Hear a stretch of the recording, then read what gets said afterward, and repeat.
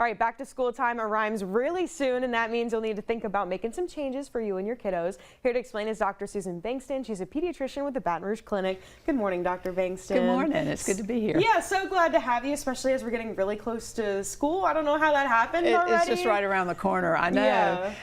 And we always think about things like getting up to date on your vaccinations, you know, your school shots, you know, 4 to 5 years old, 11, 16, and 18. And we think about uniforms or clothes, new clothes.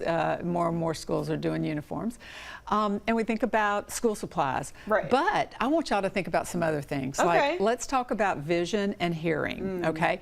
If you want your child to be successful, which is really kind of what I'm talking about this morning, about being successful in school, they need to be able to hear and see.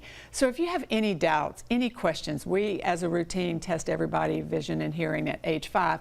But when they're 9, if you're having a question, please talk to your pediatrician about a vision or hearing check, whichever they need. And some schools do them, but not all. Right. But let's make sure that they can do that. Yeah, you want to make sure that you can see the board, you can hear your teacher properly, That's right. all that good things.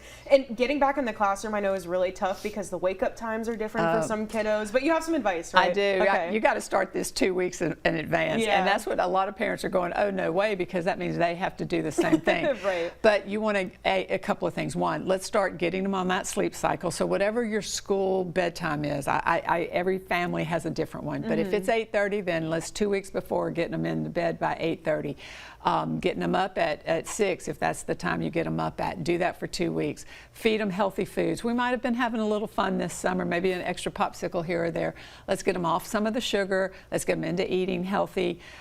Let's also get them off their electronics. A lot of parents have their own way of saying, you know, no electronics after this time or whatever. Let that be your plan for those 2 weeks, so it's not such a break at the minute. Right. And you want to do a run through. Try practicing it. Go to the school, meet the teachers, help the child get acclimated to what that first day is going to be like. Yeah, that's definitely better, especially if you have a little bit older kids, maybe like middle or high school. They can know where all their classes are and everything like that. But it's not just classes we want to worry about. We're talking about other activities and sports. That's it, because you know when the kids are involved, they are better team players. Which we're a team for this show. You need to be able to work with others, you know. So that helps. Clubs. There's some clubs that help other people. I love that. So I have a lot of sports kids. I'm a sports girl. I have a lot of sports kids. Right. But they also probably ought to be involved in a community helping outreach kind of thing. It might be less time. There's something available for all ages. Talk to your school principals, talk to your church leaders. There's something that your child can be involved in. Yeah, absolutely. And I know all this time too is like really exciting. Go back to school, but it's also really stressful sometimes. So it is so stressful. Yeah. And it's like, for you and I, work might be stressful, paying our bills might be stressful. For kids, it's all about school and the activities that I just told you to get them involved in. So keep open ears for your kid, open, non-judgmental ears, so that you can help them work through the traumas that they're going through at school. Always tell them, my mom and dad always told us, I know you can do this. I have full confidence that you can get through whatever hurdle this is.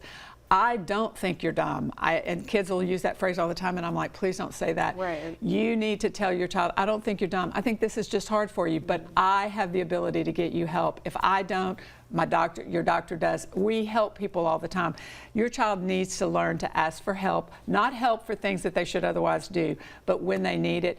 Talk to your kid about bullying. You don't want them to be a bully. There's bullies at school.